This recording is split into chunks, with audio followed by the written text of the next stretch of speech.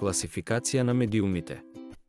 За да може да се анализираат медиумите како традиционални и дигитални, важно е првично да се појде од класификациите на медиумите и да се одреди во која класификација се сретнуваа нивната определба како такви.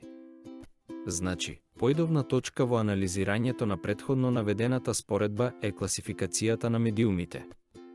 Во теоријата на студиите за масовна комуникација се определуваат неколку дефиниции за класификации на медиумите и тоа, општа, според која секој материјален ентитет што пренесува порака е медиум. Например, мајца со надпис. Класично конвенционална. Според техничкиот уред што ја емитува пораката, телевизија, радио и компјутер. Технолошка. Според технолошкиот начин на запишување на пораката, електронски, печатени и дигитални медиуми. И социолошка.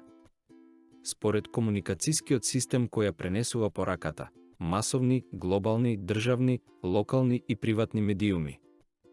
Осврнувајќи се на овие класификации може да се согледа дека според технолошката поделба медиумите се определуваат како традиционални или дигитални.